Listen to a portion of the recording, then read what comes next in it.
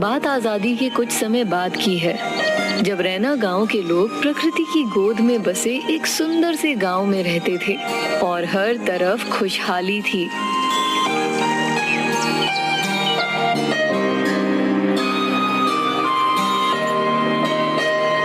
प्रकृति से ही उस गांव का पालन पोषण चल रहा था। दूसरी तरफ उस समय बाजार व्यवस्था में मानो लहर टूट पड़ी हो।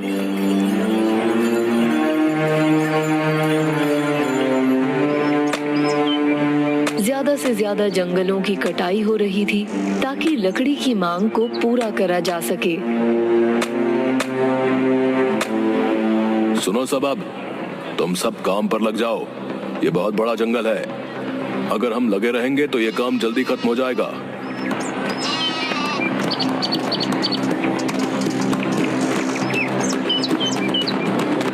ये क्या, ये सारे लोग हमारे जंगलों में क्या कर रहे हैं? ऐसा ही रहा तो हमारे सारे पेड़ तो ये काट देंगे। हमें ये बात गांव वालों को बतानी होगी। वो बकरी वाला तुरंत भाग के गांव चला गया और गांव की आपातकालीन स्थिति में बजने वाली घंटी को बजाने लगा। ये घंटी केवल तभी बजाई जाती है जब कोई सूचना कम समय में पूरे गांव को बतानी हो। पूरा गांव पंचायत भवन के सामने इकट्ठा हो गया। लोग आपस में बातचीत करने लगे। इस समय ऐसी क्या बात है जिसके लिए आपातकालीन घंटी बजानी पड़ी? जरूर कोई जरूरी ही होगा, कोई मजाक थोड़ी ना करेगा। जग्गी बेटा, क्या हुआ? सब ठीक तो है ना? नहीं दादाजी, गांव के पास वाले जंगलों में कुछ लोग अवैध तरीके से पेड़ों की कटाई कर रहे हैं। क्या? कौन है वो लोग? मुझे नहीं पता भाभी, लेकिन वो सब बहुत सारे हैं। हमें उन्हें रोकना चाहिए। चलो सब उन्हें मिलकर रोकें।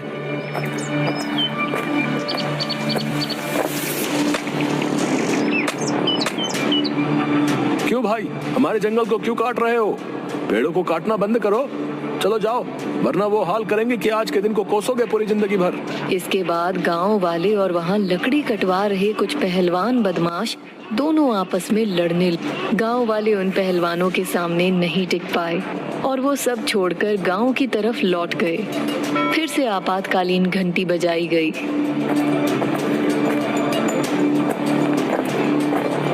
आप सब ठीक तो है ना? ये आप सबको क्या हो गया? उन लोगों ने हमारे साथ मारपीट की। अब हम क्या करें? उन्होंने तो कई सारे पेड़ काट दिए हैं। हमें जमींदार जी के पास जाना चाहिए। हम उनसे विनती करेंगे तो वो हमारी मदद जरूर करेंगे। ठीक कहा चाचा जी आपने। हम सब कल उनके पास जाकर इन सब के बारे में बताएंगे।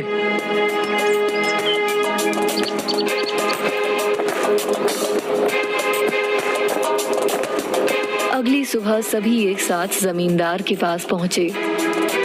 आप सब यहाँ? प्रणाम जमींदार साहब। प्रणाम। कहो कैसे आना हुआ? जमींदार साहब, कुछ पहलवान हमारे गांव के जंगलों को काट रहे हैं। बहुत ही ताकतवर हैं।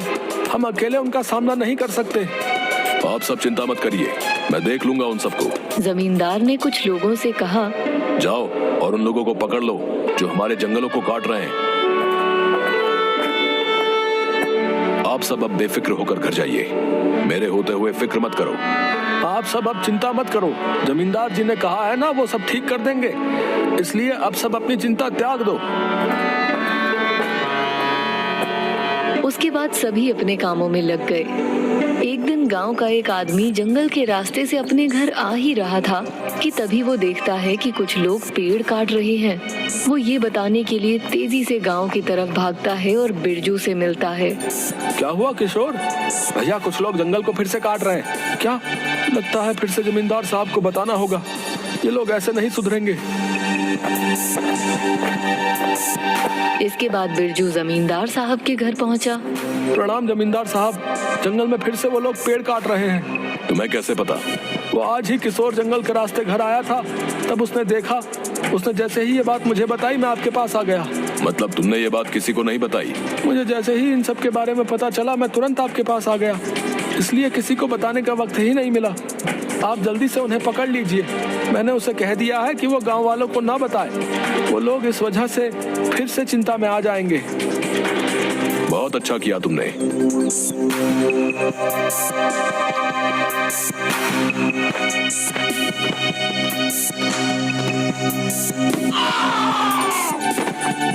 मेरा काम खराब करेगा। सबके सब ध्यान से सुन लो। उस किशोर को गांव में ढूंढो और जहां भी मिले उसका भी काम तमाम कर दो। जाओ जल्दी, अगर गांव वालों को पता चल गया तो लेने के देने पड़ जाएंगे। अब जाओ यहाँ से। कितना समय हो गया है, वो अभी तक आए ही नहीं। क्या हुआ माँ, पिताजी कहाँ हैं? पता नहीं बेटा, चलो तुम सो जाओ, वो आ जाएंगे।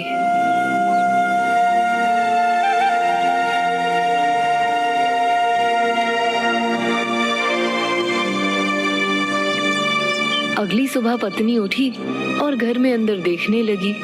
वहाँ उसे बिरजू नहीं दिखा। वो गांव के लोगों के पास पूछताछ करने गई। आपने मिंटू के पापा को देखा है क्या? वो कल शाम से घर नहीं लौटे। आखिरी बार मैंने उसे किशोर के साथ देखा था। एक बार किशोर से पता करके देख लो। दीदी, किशोर से बात हो सकती है? वो तो कल रात से नहीं लौटा है। मैं कल से उसे ढूंढ रही हूँ, पता नहीं कहाँ चला गया। दीदी, मुझे किसी ने बताया कि आखिर बार किशोर और मिंटू के पापा साथ में थे। मुझे तो डर लग रहा है। उन्होंने कभी भी आज तक ऐसा नहीं किया। जहाँ भी जाते थे मुझे बता के जाते थे। मैं कहती हूँ हमें गांव में सबको बता देना चाहिए। हाँ, मैं अभी सबको ये बता देती हूँ।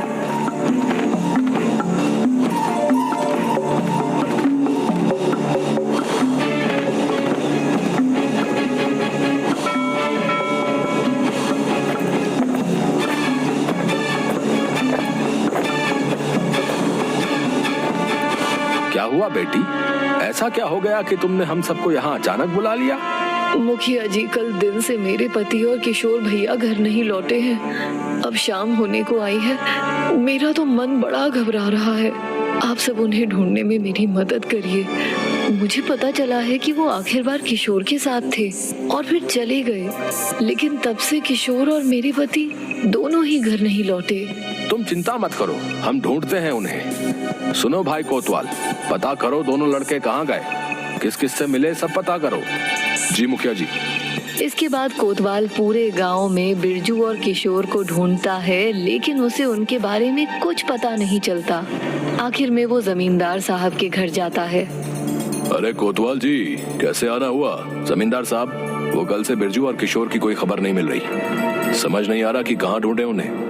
उनके परिवार वाले बहुत परेशान हैं। हम उनकी कैसे मदद कर सकते हैं बताओ? हमसे जो बन पड़ेगा हम वो करेंगे। मुझे बस कहना था कि अगर आपने कहीं देखा हो उन्हें तो आप हमें बताएं, ताकि पता चल सके कि वो दोनों कहाँ गए हैं। नहीं कोतवाल जी, हमें कहाँ से उन दोनों की खबर होगी? हम तो अपने काम में ही इतने उलझे रहते हैं कि हमें तो हमारी खबर ही नहीं रहती। तो उन दोनों की खबर कहाँ से होगी भला? पर अगर कुछ पता चला उन दोनों के बारे में तो जरूर बता देंगे तुम्हें। इसके बाद कई दिनों पूरा गांव दोनों को ढूंढता रहा, लेकिन उन दोनों का कोई पता नहीं चला।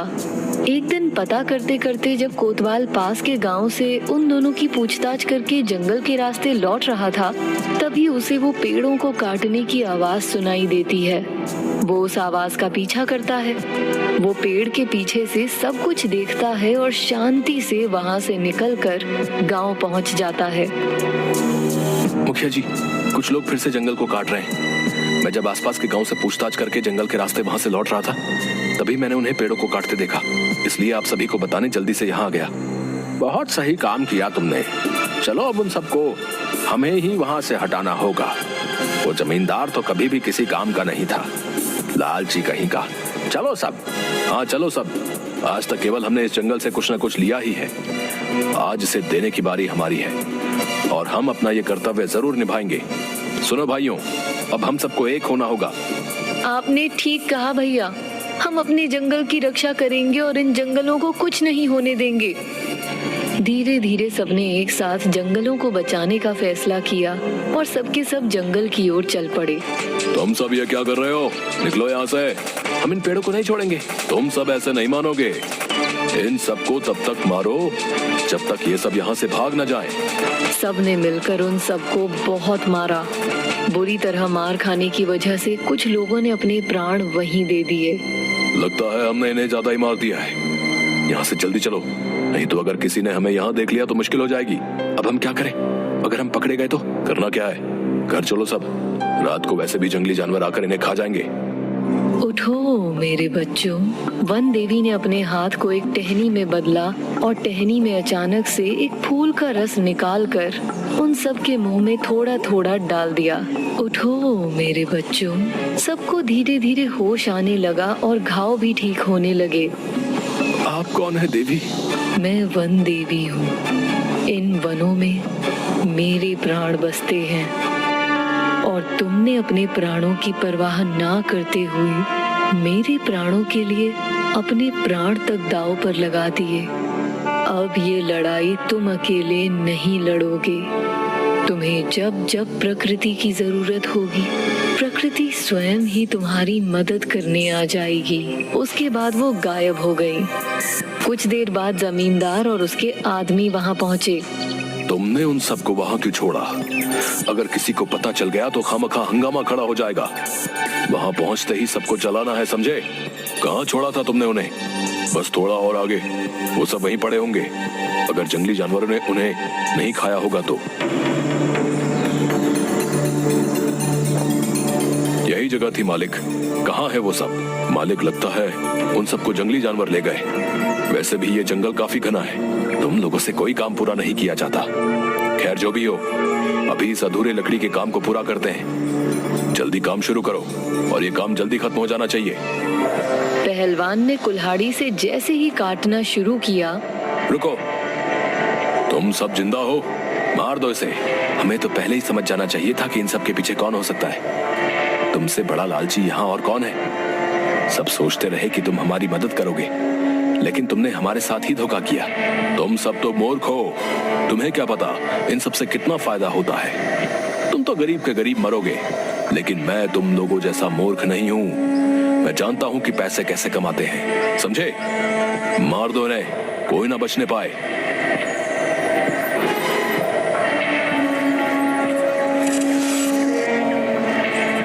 ये क्या हो रहा है? मारो उसे फिर से। छोड़ो मुझे। ये क्या हो रहा है? मेरी समझ से बाहर है। ये पेड़ भला हमें कैसे जकड़ रहे हैं? क्यों छोड़े तुम्हें? बताओ, तुमने छोड़ा इन जंगलों को? तुम्हारे आदमियों ने एक बार भी नहीं सोचा इन जंगलों और हमें मारने से पहले कि घर पर हमारे माँ बाप, पत्नी, बच्चे हमारी राह देख रहे होंगे। अरे राघव, मुझे बचा लो। मैं तुम्हें बहुत सारा धन दूंगा। हाँ, जितना तुम कहो उतना। हाँ, पहले सच बताओ कि बिरजू और किशोर कहाँ हैं? अरे वो मैंने लालच में आकर उन्हें मार दिया है। मुझे माफ कर दो। क्या? ऐसा नहीं हो सकता। वो तो बस वनों की रक्षा करना चाहते थे। उन्हें ऐसा दंड क्यों? हे वन देवी, यही है आपके अपराधी।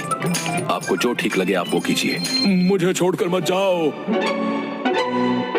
आज से आप हमेशा सुरक्षित रहेंगी वन देवी।